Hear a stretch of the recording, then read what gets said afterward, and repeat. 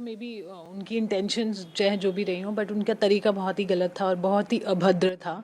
और मुझे नहीं लगता जिस तरह से वो हंस रहे थे या सरकाज़म में थे या मज़े ले रहे थे, वो बहुत ही एक सीएम को शोभा नहीं देता। और ना ही उनसे ये उम्मीद थी।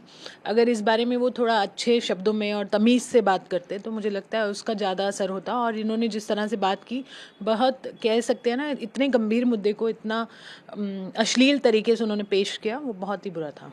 जी इस पर बयान तेजस्वी यादव का भी आया, उन्होंने डिफेंड किया है। उन्होंने कहा ये एक तरह की शिक्षा है जो स्कूलों में दी जाती है। देखिए, अब वो डिफेंड करेंगे क्योंकि अभी वो साथ में पॉलिटिकली उनके एसोसिएटेड हैं।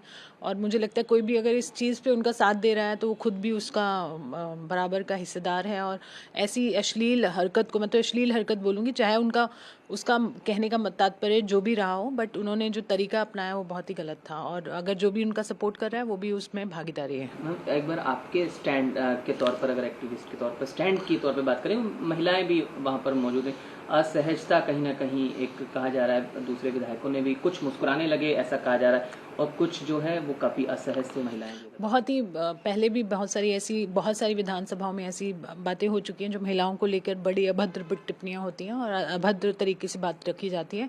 तो मुझे लगता है कहीं ना कहीं ये जो संवेदनशीलता है जो पॉलिटिशियंस में नहीं है और नहीं आ रही है और उस वर्स होती जा रही है, मुझे लगता है उस पर गंभीरता से इनको सोचना पड़ेगा कि कहाँ आप स्टेट के हेड हैं और कहाँ लीडर हैं और किस तरह से आप भाषा का प्रयोग करते हैं। Statement of Chief Minister of Bihar was very derogatory.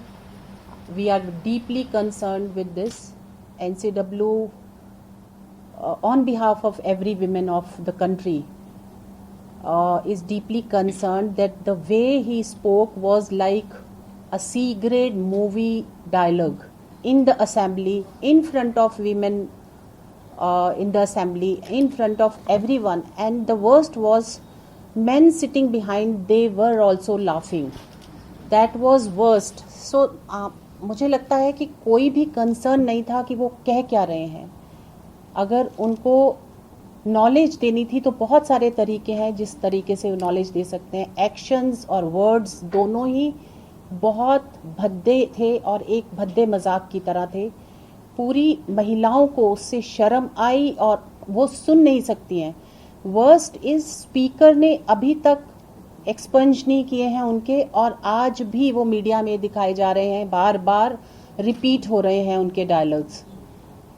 मुझे पता चला है, अभी मैंने देखा कि उन्होंने मीडिया के सामने एक छोटे ग्रुप के सामने माफ़ी मांगी, वो भी इतनी सब बात होने के बाद। केवल माफ़ी मांगना एक उसका उपाय नहीं है। स्पीकर को, बिहार असेंबली स्पीकर को उनके अगेंस्ट एक स्टेप लेना चाहिए, एक्सपंज करने चाहिए उनके डायलॉग।